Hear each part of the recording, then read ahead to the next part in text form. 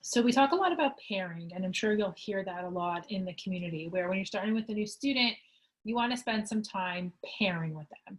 So what does that mean? It essentially means that you are the giver of good things. That when you start to get to know someone, you don't just start by putting demands on them, but you start by being the giver of good things and that they start to associate you or pair you with reinforcement, hence the term pairing.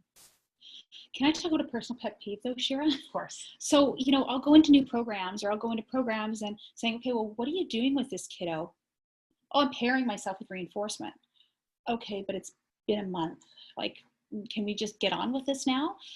When is pairing too much? And I think this is one of my personal pet peeves. So typically for me, sometimes I find that pairing can be a term that's meant to be just this catch-all phrase for, well, we're not doing a lot because we don't really know what the goals are. And I don't love that. Mhm. So, sometimes, like I said, people will pair for 1, 2, 3 months. And then what happens? All of a sudden you put a demand on the student after 3 months of pairing with no demand. What's the student going to do? They're not going to say, okay, Shayna, because you're the giver of good things, I'm going to listen to you. No, they're going to say, what are you doing putting a demand on me? You haven't put a demand on me in 3 months. Why should I listen to you now?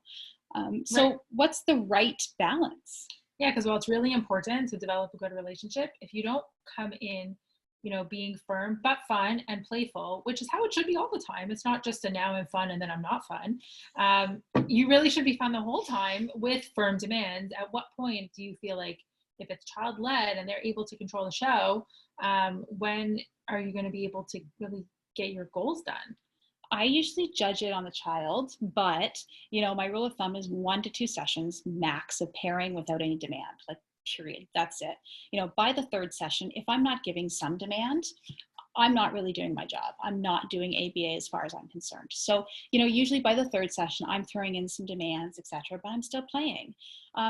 And on the other side of the coin, after 50 sessions of ABA, etc., even though the kiddo knows me and what have you, I'm still coming in and pairing myself a little bit. So, the very first 3 minutes of me, jumping in with a kiddo, the first 3 minutes, I'm not going to put a demand on. I'm going to play a little bit, this and that, and whatever.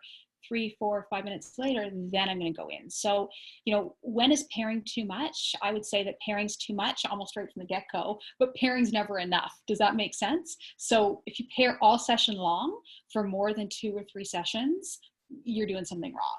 But if you don't pair ever again after the third session, you're also doing something wrong. That's pretty good.